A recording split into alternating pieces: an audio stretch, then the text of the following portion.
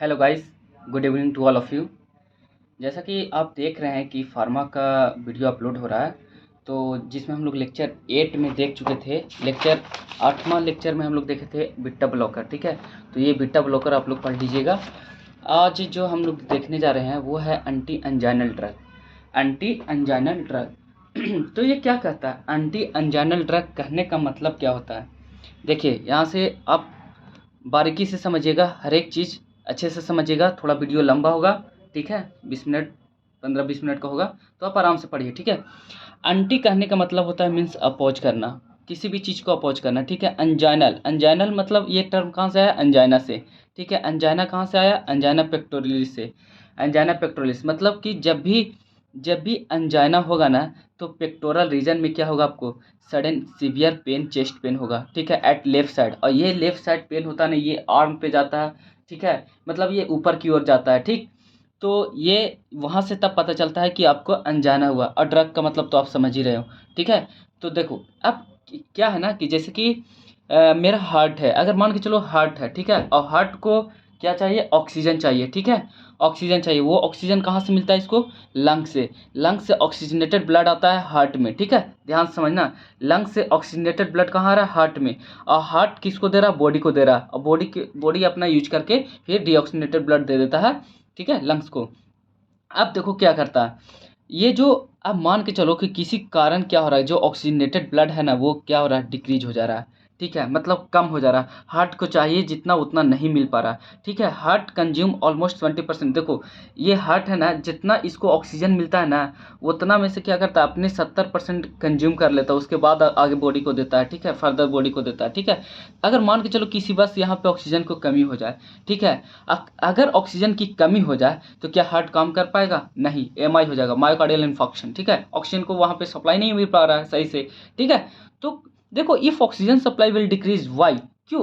आखिर क्यों oxygen supply क्यों कम रहा है, ठीक है। रीजन क्या है इसका? पहला रीजन है कोरोनरी आर्टरी। देखिए ध्यान से देखिए, ये क्या है? कोरोनरी, दिख रहा है कि नहीं आपको? Coronary artery. और दूसरा रीजन है वैसोस्पाज्म। तो कोरोनरी आर्टरी जो है, इट सप्लाई द, देखो कोरोनरी आर्टरी क्या करता है? ये अपने हार्ट को, हार्ट मसल्स को क्या करता है? सप्लाई करता है। देखो इट सप्लाई द हार्ट, देखो it supply the heart blood to the heart muscles, but due to the some reason. देखो क्या होता है ना कि कोरोनरी आर्टरी, मान के चलो ये आर्टरी है, ठीक है, आर्टरी है। अब ये ब्लड ये किसको सप्लाई कर रहा है? हार्ट को। अब यहाँ पे कोई रीजन, देखो कोरोनरी आर्टरी भी कैसे ब्लॉक हो रहा है? कोरोनरी आर्टरी मान के चलो कि कोई रीजन यहाँ पे लिपिड का प्लेग जम गया, ठीक है, लिपिड का प्लेग जम गया, यहाँ पे जितना इसको ब्लड जाना चाहिए उतना ब्लड जा नहीं पा रहा है प्लेग के कारण, ठीक है। तो ऑक्सीजन की कमी होगा हार्ट सरफेस पे। ऑक्सीजन की जब कमी होगा तो क्या होगा? कोरोनरी आर्टरी, वहाँ पे क्या हो रहा है? कोरोनरी आर्टरी ब्लॉक हो रहा है ना, तो ऑक्सीजन कम पहुँचेगा, तो वहाँ पे ऑक्सीजन सप्लाई कम हो रहा है। इसका मतलब वहाँ पे क्या होगा? हार्ट को ऑक्सीजन कम मिलेगा, हार्ट मसल्स को ऑक्सीजन कम मिलेगा। इसका मतलब मायोकार्डियल इन्फेक्शन होने का ज़्यादा चांस है, एंजाइना होने का ज़्यादा चांस है, ठीक है। दूसरा है वैसोस्पाज्म। वैसोस्पाज्म कहने का मतलब है कि जो भी आर्टरी है ना, जो भी वेसल्स है, ब्लड वेसल्स है, वो क्या है ना कि वो नॉर्मली, देखो ब्लड वेसल्स में ब्लड जा रहा है, ठीक है, और किसी कारण से क्या होता है कि वहाँ पे कंप्रेशन हो जाता है। कोई भी रीजन होगा, वो क्या होगा? कंप्रेस कर देगा। और कंप्रेस करेगा तो यहाँ पे देखो ब्लड कम पहुँचने लगा, इसका मतलब ऑक्सीजन कम पहुँचेगा, यहाँ मतलब अनजाना होने का ज़्यादा चांस है, ठीक है। और क्या कारण हो सकता है? देखो कॉजेस क्या हो सकता है? वो तो रीजन था, ये क्यों कॉज है? कॉज क्या होता है कि देखो, अगर आपका ऑक्सीजन डिमांड क्या होगा? इंक्रीज हो रहा है। देखो ज़्यादा तेज़ तो नहीं ना बोल रहे हैं यार, समझने की कोशिश करो। अगर ऑक्सीजन डिमांड तेज़ हो रहा है तो देखो, अगर हार्ट का क्या हो रहा है? ऑक्सीजन डिमांड तेज़ हो रहा है, या तो ऑक्सीजन सप्लाई कम गया, तो क्या हो रहा है? कॉज हो रहा है अंजाना, ठीक है। ऑक्सीजन डिमांड कैसे इंक्रीज होता है? जब आप वर्कलोड इंक्रीज करते हैं, जब आप वेगरस एक्सरसाइज करते हैं, जब आप बहुत तेज़ी से एक्सरसाइज करते हैं ना, तो आपका क्या होता है कि ऑक्सीजन डिमांड इंक्रीज हो जाता है। वहाँ पे वर्कलोड इंक्रीज हो रहा है, उसके कारण ऑक्सीजन डिमांड इंक्रीज होता है, और वहाँ तक ऑक्सीजन पहुँच ही नहीं पा रहा, जितना मिलना चाहिए उतना तो पहुंच नहीं रहा। आप ऊपर से एक्सरसाइज कर रहे हैं तो वर्कलोड इंक्रीज हो रहा है, इसका मतलब ऑक्सीजन डिमांड इंक्रीज हो रहा है, तो वहाँ पे ऑक्सीजन नहीं पहुंच रहा है, इसका मतलब कि अनजाना होने का ज़्यादा चांस है। अब यहाँ पे ऑक्सीजन सप्लाई कम हो रहा है, इसका मतलब आर्टरीज ब्लड डिक्रीज होगा। ऑक्सीजन सप्लाई कम हो रहा है मतलब ब्लड, मतलब पहुंच नहीं पा रहा, ब्लड ही कम जा रहा है, तो ऑक्सीजन सप्लाई कम मतलब ब्लड सप्लाई कम, उसका मतलब वहाँ पे वो कारण बन सकता है, ठीक है। देखो ऑक्सीजन सप्लाई डिक्रीज या तो ऑक्सीजन डिमांड इंक्रीज, ये दोनों के कारण हार्ट फेलियर होगा, मायोकार्ड इन्फेक्शन होने का चांस है, डेथ होने का चांस है। ठीक है, रिस्क फैक्टर क्या क्या हो सकता है ये समझ लीजिएगा ना, तो बहुत आपको काम देगा। रिस्क फैक्टर मतलब कि अगर लिपिड का कंजप्शन ज़्यादा कर रहे हैं तो वहाँ पे एक हायर रिस्क फैक्टर बन सकता है। हाइपरटेंशन हमेशा रहता है आपको, डायबिटीज़ रहता है, स्मोकिंग करते हैं, वहाँ पे रिस्क फैक्टर ज़्यादा बनता है। ठीक है, अब आते हैं types of angina. Stable angina, variant angina and unstable angina, तीन तरह के अंजाइना होते हैं, एक एक करके हम लोग देखेंगे। एक होता है स्टेबल अंजाइना, देखो ध्यान से समझना। स्टेबल अंजाइना, स्टेबल अंजाइना में क्या होता है कि also known as classical angina. ठीक है, स्टेबल अंजाइना क्या होता है कि also known as classical angina. ठीक है, स्टेबल अंजाइना क्या है, also known as classical angina. ठीक है, it is it is most common type of angina. क्या होता है ये, most common type of angina होता है। फिजिकल एक्सरसाइज इंक्रीज, देखो इसमें क्या होता है ना कि स्टेबल अंजाइना में also known as classical angina. ठीक है, and it is most common type of the angina. ठीक है, सबसे कॉमन टाइप ऑफ अंजाइना होता है। इसमें क्या होता है ना कि फिजिकल एक्सरसाइज आप इंक्रीज कर रहे हैं तो वर्कलोड इंक्रीज होगा, तो क्या होगा, ऑक्सीजन डिमांड इंक्रीज होगा, उसके कारण क्या होता है, अंजाइना होने का ज़्यादा चांस है। ड्यूरेशन ये कितना लेता है, 4 से 5 मिनट में ये अंजाइना हो जाएगा आपको। ठीक है, तो अंजाइना क्यों होता है, देखिए अगर फिजिकल एक्सरसाइज इंक्रीज कर रहे हैं तो वर्कलोड इंक्रीज कर रहा है तो क्या होगा, ऑक्सीजन डिमांड। एक कारण और हो सकता है कि यहाँ पे प्लेग जम जाएगा, प्लेग जमने के कारण क्या होगा कि ऑक्सीजन सप्लाई कम पहुँचेगा। ठीक है, तो ऑक्सीजन सप्लाई कम पहुँचेगा, इसका मतलब अंजाइना होने का ज़्यादा चांस है। देखो दूसरा कारण अनस्टेबल अंजाइना, दूसरा क्या होता है अनस्टेबल अंजाइना, अनकॉमन है ये, अनप्रेडिक्टेबल टाइप ऑफ अंजाइना। ठीक है, uncommon and unpredictable types of angina, increases in the duration of attack, 10 minute तक किया जा सकता है।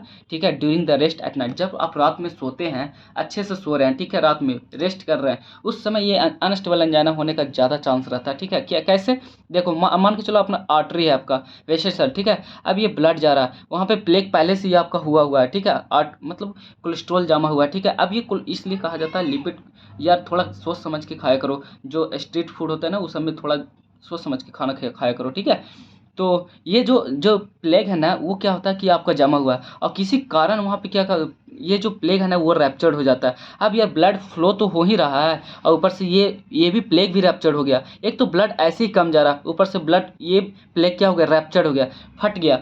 ठीक है, अब ये जब फटा तो क्या होता है ना कि जो इसका जो ये चीज़ है ना लिपिड, वो क्या होता है निकलने की कोशिश करता है, और निकलने की कोशिश करता है तो किसी भी चीज़ वह मैकेनिज्म क्या होता है, यहाँ पे क्या करेगा, ब्लड को क्लोट करने की कोशिश करेगा, इसको रोकने की कोशिश करेगा। जैसे ही ये ब्लड क्लोट होगा ना तो क्या करेगा, इसका जो डायमीटर था ना वो और कम हो गया। ठीक है, अब और ब्लड कम पहुंचेगा, इसका मतलब इंस्टेंट उसका ऑक्सीजन सप्लाई क्या हो जाएगा, कम हो जाएगा इंस्टेंट। उसका द अनस्टेबल अंजाइना बहुत खतरनाक होता है, बहुत ही डेंजरस होता है। ठीक है, तो आप इसको अच्छे से इसको ये एग्जाम में पूछा जाता है unstable angina. Variant and vasospastic angina, देखिए वेरिएंट को वैसोस्पास्टिक एंड प्रिंजेमेटल अंजाइना कहते हैं। ठीक है, वैसोस्पाज्म ऑफ द आर्टरी, इसमें कि बस ये सिंपल है, वैसोस्पाज्म कर देता है, किसी कारण क्या होता है, किसी रीजन के कारण क्या होता है, रीजन, क्योंकि देखो ये क्या हो रहा है, इसका जो डायमीटर है ना अपने आप कम जा रहा है, किसी रीजन के कारण क्या होगा कि वो डायमीटर क्या होगा, प्रेस करेगा तो वो कम जाएगा। ठीक है, तो ये वेरिएंट अंजाइना है।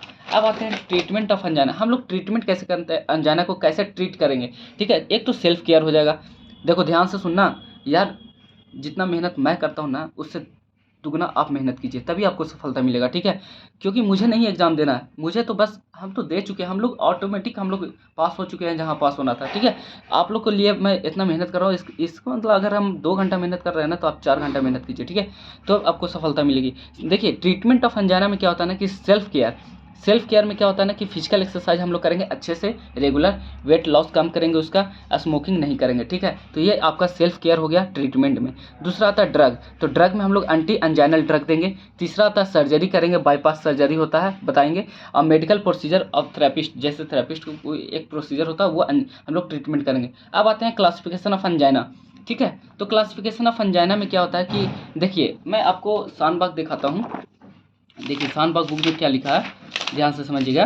देखिए शानबाग बुक में डायरेक्ट लिखा है नाइट्रेट, पहला क्लासिफिकेशन नाइट्रेट, इसमें GTN, glycerol nitrate, iso dinitrate and iso mononitrate ये सब है। ठीक है, तो ये आप लिख दीजिएगा। ठीक है, नाइट्रेट में नाइट्रेट क्लासिफिकेशन, यहाँ पे शॉर्ट एक्टिंग जीटीएन है, आइसोसर्बाइड डाइनाइट्रेट, और लॉन्ग एक्टिंग में भी आइसोसर्बाइड डाइनाइट्रेट ही आता है। ठीक है, तो लॉन्ग एक्टिंग आप लोग मतलब जैसे शॉर्ट एक्टिंग और लॉन्ग एक्टिंग, शॉर्ट एक्टिंग कहने का मतलब क्या होता है, कम समय में ही काम करेगा, लॉन्ग एक्टिंग मतलब लंबे ज़्यादा लॉन्ग टाइम लेगा। ठीक है, तो ये चीज़ आप लोग देखिए, जीटीएन और आइसोसर्बाइड।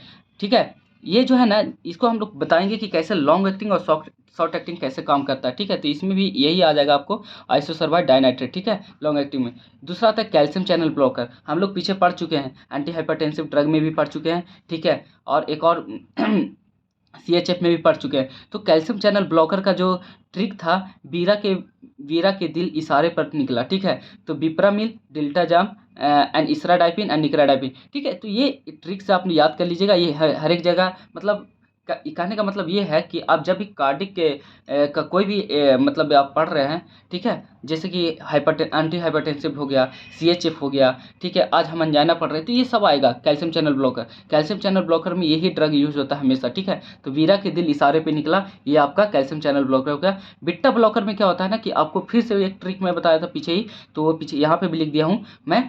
प्रोफेसर के बेटा में एटीट्यूड, ठीक है, प्रोफेसर के बेटा में एटीट्यूड ज़्यादा रहता है, हमेशा देखना ये तुम, ठीक है। तो वो जो बीटा ब्लॉकर में प्रोपेनॉल आ जाएगा, प्रोपेनोलोल, बेटाऑक्सोलोल, मेटोप्रोलोल, एटिनोलोल। लेकिन प्रोफेसर के बेटा में जो एटीट्यूड है ना, वो बहुत ज़्यादा रहता है, लेकिन ये नहीं जानता है कि वो बहुत ज़्यादा लोल है, क्योंकि अपने बाप के पैसे पे नहीं कूदना चाहिए, कभी भी नहीं कूदना चाहिए, अपने खुद के दम पे करो, जो भी करना अपने खुद के दम पे करो, ठीक है। तो बीटा ब्लॉकर ये आपका ये ट्रिक है, ठीक है, ठीक है। अब जो आता है पोटासियम चैनल ओपन, इसमें आता है निक्रोनाडिल, ठीक है, निक्रोनाडिल। तो इसमें एक ड्रग आता है निक्रोनाडिल, ठीक है। और अदर ड्रग में आ जाता है anti hypertensive drug, anticoagulant drug. Anticoagulant का काम क्या रहेगा, एंटीकोगुलेंट का काम क्या रहेगा, उसका क्या करेगा, ब्लड को जो थक्का जमता है ना, उसको क्या करेगा, पतला कर देगा, ठीक है। अब आता है नाइट्रेट, जो पहला क्लास था वो नाइट्रेट है, वैसोडाइलेटर, उसका वैसोडाइलेटर का ही काम रहता है उसका, ठीक है। Also known as organic nitrate इसको बोलते हैं। और दूसरा, this drug act as a vasodilator, ठीक है। क्या होता है ये ड्रग, वैसोडाइलेटर की तरह एक्ट करता है, ठीक है। अब आते हैं इसका मैकेनिज्म, देखो सबसे इंपॉर्टेंट यही मैकेनिज्म है, अगर हम समझ गए ना तो सारे चीज़ समझ जाएंगे, कैसे दवा देंगे तो वो कैसे काम करेगा, ड्रग कैसे काम करेगा, ठीक है। मैकेनिज्म यही पे ये इंपॉर्टेंट है। ये नाइट्रेट हम बाहर से दे रहे हैं, ठीक है। मान के चलो आपका अनजाना, मुझे अनजाना हुआ, ठीक है, आपको नहीं, मुझे अनजाना हुआ, ठीक है। अगर अनजाना मुझे हुआ तो हम क्या लिए, नाइट्रेट लिए, ठीक है। नाइट्रेट लिए तो वो क्या हुआ, एक नाइट्रेट डायरेक्ट काम नहीं करता, नाइट्रेट पे क्या करता है, इंजाइम आता है, गिलोटिनोन ट्रांसफेरेज इंजाइम आता है, अल्डिहाइड रिडक्टेज इंजाइम आता है, ठीक है। ये दोनों इंजाइम आएंगे और इस पर काम करेंगे, ठीक है। और ये जैसे काम करेगा ना, वो क्या करेगा, नाइट्रिक ऑक्साइड में कन्वर्ट हो जाएगा, एनओ में, ठीक है। वो नाइट्रिक ऑक्साइड क्या करेगा, एक्टिवेट करेगा किसको, ग्यूनाइल साइक्लिस को। ये बहुत इंपॉर्टेंट, ये चीज़ याद रखना आप, ग्यूनाइल साइक्लिस को क्या करेगा, एक्टिवेट करेगा। और ग्यूनाइल साइक्लिस क्या कर देता है, ये CGMP को इंक्रीज कर देता है। और CGMP जैसे इंक्रीज होता है ना, ये क्या करता है, कन्वर्ट कर देता है GTP को इंक्रीज CGMP में, ठीक है। CGMP इंक्रीज, देखो ग्यूनाइल साइक्लिस इंक्रीज CGMP कैसे इंक्रीज कर रहा है, तो GTP को क्या कन्वर्ट कर रहा है, इंक्रीज CGMP में। CGMP में देखो इंक्रीज कर रहा है कि नहीं, GTP से CGMP में डायरेक्ट कन्वर्ट कर रहा है, तो इंक्रीज हुआ। और ये क्या करता है CGMP, reduce calcium entry, calcium entry को क्या करेगा, रिड्यूस कर देगा, और यहाँ पे रिलैक्सेशन हो जाएगा, ठीक है।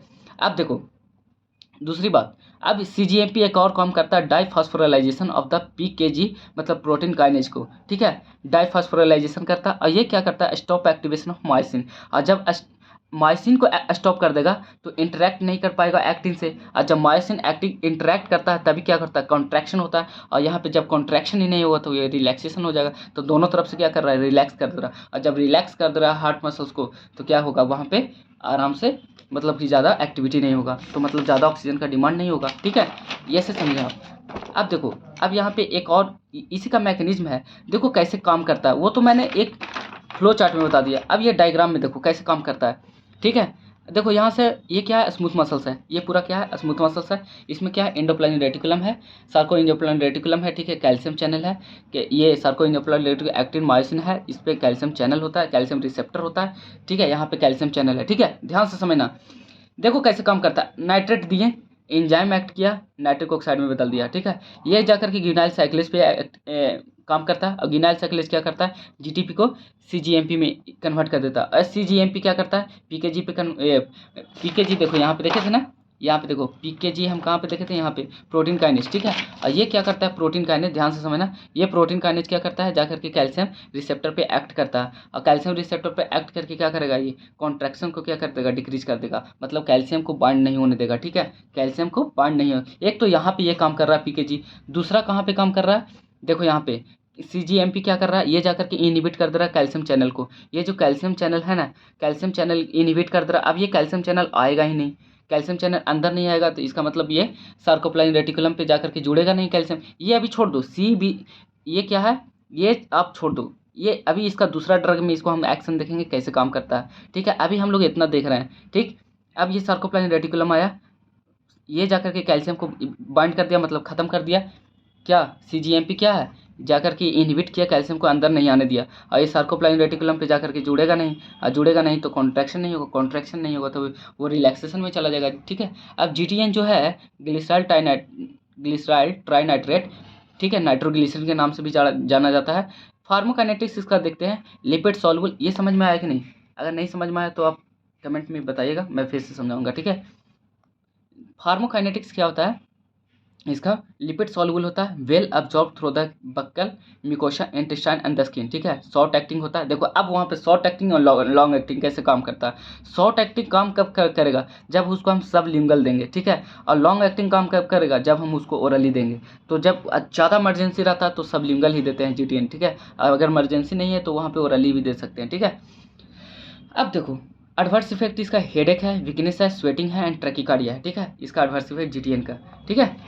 अब आते हैं अपना थेरेपेटिक यूजेज क्या है। For acute attack of angina में दे सकते हैं, प्रोफाइलैक्सिस ऑफ एंजाइना में, वेरिएंट एंजाइना में, अनस्टेबल एंजाइना में, मायोकार्डियल इन्फेक्शन में, सीसीएफ में एंड हाइपरटेंसिव इमरजेंसी में, ठीक है। अब दूसरा आते हैं कैल्शियम चैनल ब्लॉकर। हालांकि हम लोग पढ़ चुके हैं पीछे कहाँ, एंटी हाइपरटेंसिव ड्रग में, और लेकिन अभी हम फिर यहाँ से देखेंगे, अच्छे से देखेंगे, ठीक है। कैल्शियम चैनल जो ब्लॉकर होता है, those drug which give their action by the blocking of calcium channel, क्या करेगा। आप देखो यही ड्रग जो कैल्शियम चैनल ब्लॉकर में कौन कौन सा ड्रग आ रहा था, क्या आप बता सकते हैं।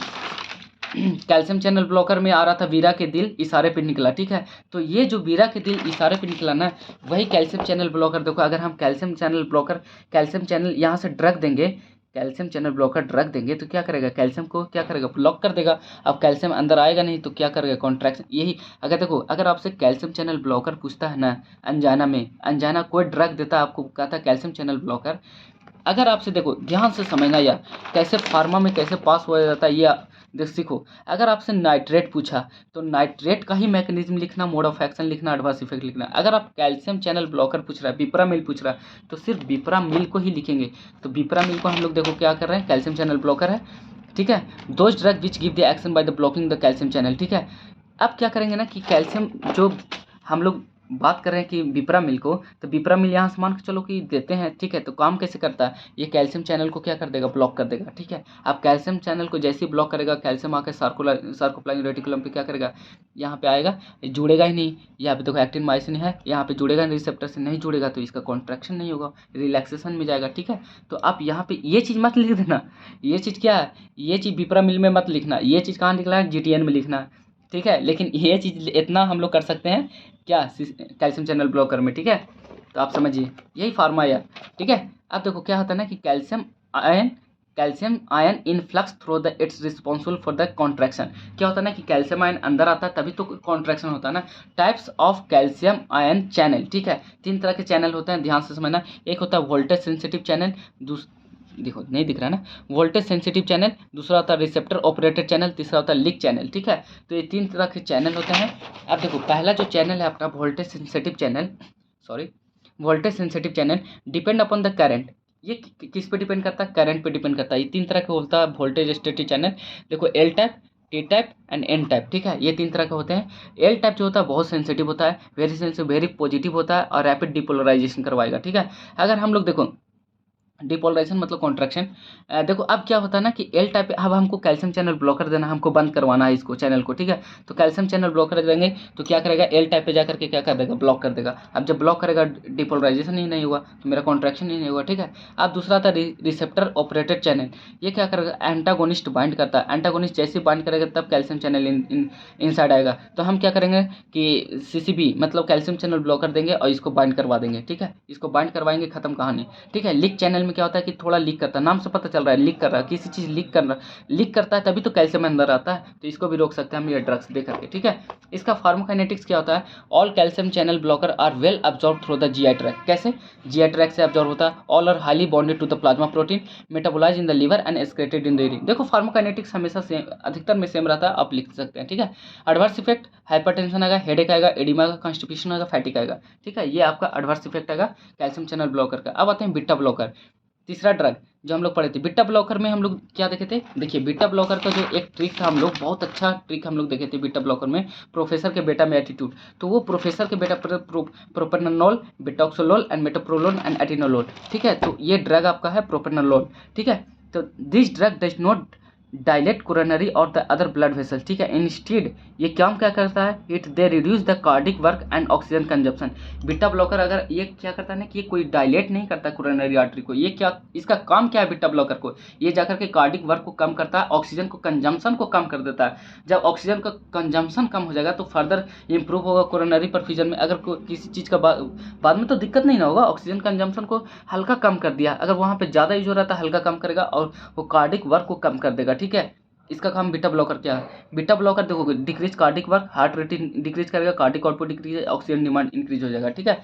मतलब help in the classical angina, कहाँ हेल्प होगा, क्लासिकल एंजाइना। अब देखो यहाँ पे बीटा वन, हम लोग बीटा ब्लॉकर एक बहुत अच्छा टॉपिक लेक्चर 8 में पढ़े थे, पूरा टोटली बीटा ब्लॉकर पे ही पढ़े हैं, ठीक है। तो जो बीटा वन ब्लॉकर होता है उसको बीटा वन सिलेक्टिव ब्लॉकर होता है, वो use more than the non selective blocker. Beta one को हम लोग ज़्यादा यूज करते हैं, ठीक है, सिलेक्टिव ब्लॉकर को than the non selective blocker. और जो नॉन सिलेक्टिव ब्लॉकर होता है ना वो कंट्रा इंडिकेटेड होता है अस्थमा। अस्थमा में हम कभी भी बीटा ब्लॉकर क्या होता है, नॉन सिलेक्टिव बीटा ब्लॉकर को नहीं देता। ये चीज़ याद रखना, ये हमेशा ज़िंदगी भर याद रखना कि कोई भी अस्थमा का पेशेंट होगा उसको नॉन सिलेक्टिव बीटा ब्लॉकर नहीं देंगे। और हम लोग बीटा ब्लॉकर बहुत ही डिटेल में पढ़ चुके हैं, आप लोग मैं बताता हूँ। देखो ये है ना first generation, second generation, third generation, इसमें नॉन सिलेक्टिव, सिलेक्टिव, तो आप यहाँ से जाकर के पढ़ सकते हैं, ठीक है।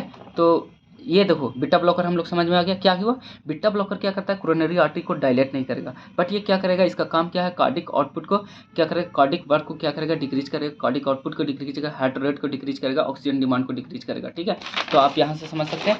अब जो हम लोग दवा देंगे ना, जो बीटा ब्लॉकर के साथ किसको किसको दवा देंगे, कौन कौन दवा देंगे, बीटा ब्लॉकर को हम साथ में नाइट्रेट दे सकते हैं। और ये क्या करता है, देखो बीटा ब्लॉकर का काम क्या है, डिक्रीज वर्कलोड, एंड नाइट्रेट का काम क्या है, वैसोडाइलेशन। ये क्लासिकल एंजाइना में काम आएगा, किस में आएगा, क्लासिकल एंजाइना में। ये क्या होगा, कॉम्बिनेशन बता रहे हैं हम आपको, ठीक है। नाइट्रेट को हम कैल्शियम चैनल ब्लॉकर के साथ नहीं दे, नॉट भी यूज, देखो दे सकते हैं लेकिन क्या होता है ना कि बीटा ब्लॉकर साथ में नहीं दे सकते हैं। कैल्शियम चैनल ब्लॉकर, नाइट्रेट को कैल्शियम चैनल ब्लॉकर के साथ दे सकते हैं। और ये कहाँ दे सकते हैं, वैसोस्पास्टिक एंजाइना में, सीवियर वैसोस्पास्टिक एंजाइना जब होगा ना तब ये nitrate plus calcium channel blocker देते हैं, लेकिन इसमें बीटा ब्लॉकर नहीं देंगे। अगर तीनों साथ में दे दिया तो क्या होगा, nitrate plus beta blocker plus calcium, हाँ फायदा होगा।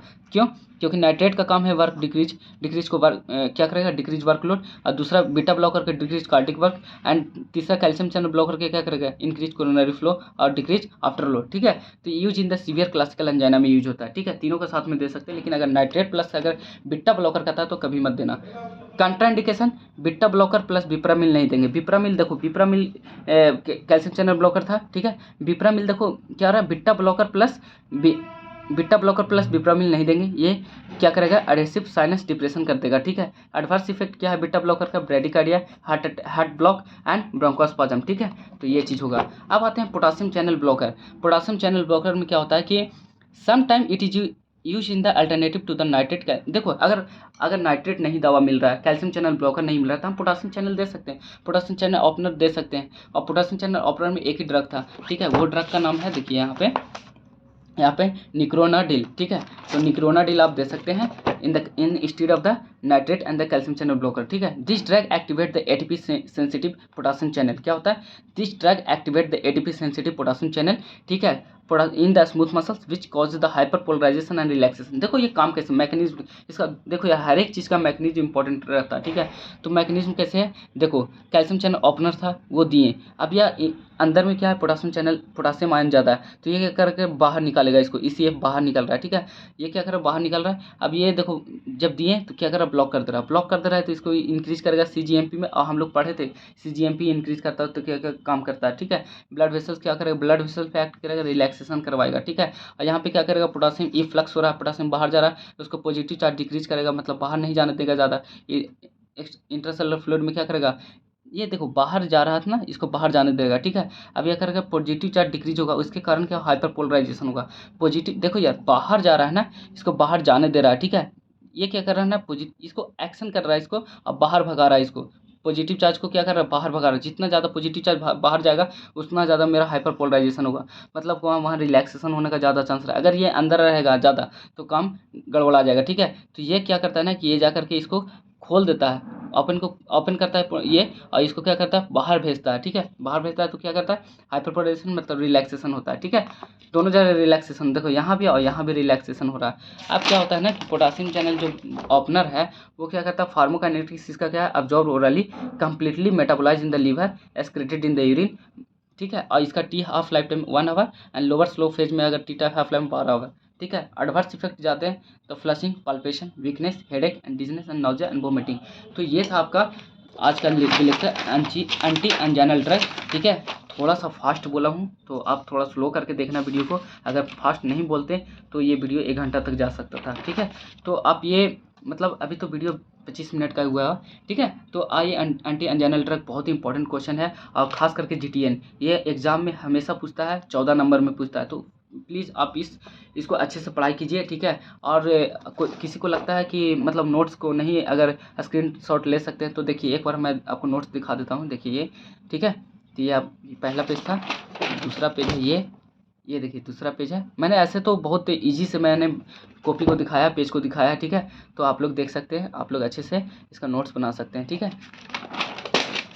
ये देखिए नोट्स, देखिए स्क्रीनशॉट लेते चलिए और अच्छे से आप बनाइए नोट्स इसको, और कहीं पे भी दिक्कत आए तो आप हमें कमेंट में ज़रूर बताइए, ठीक है। Thank you for watching my video, और ज़्यादा से ज़्यादा इसको शेयर करें। हम आपको लिखने का पूरा मौका देते हैं, ठीक है। और अंतिम में भी लिखने का मौका देते हैं, नोट्स बनाने का मौका देते हैं, ठीक है। और स्क्रीनशॉट लेने का मौका देते हैं। तो आप अपने इस वीडियो को यार ज़्यादा से ज़्यादा शेयर करें दोस्तों के बीच में, ठीक है।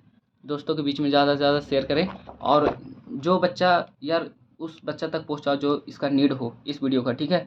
तो आप लोग ही पहुंचा सकते हैं, दूसरा को कौन पहुंचा सकता है, ठीक है। तो यही था आपका आज का लेक्चर, बीटा ब्लॉकर ये सब मतलब एंटी एंजाइनल ड्रग, ठीक है। ये आप नोट्स बना लीजिएगा, ठीक है। Thank you for watching my video, और आज के लिए काफ़ी है, बहुत काफ़ी है। Thank you for watching my video.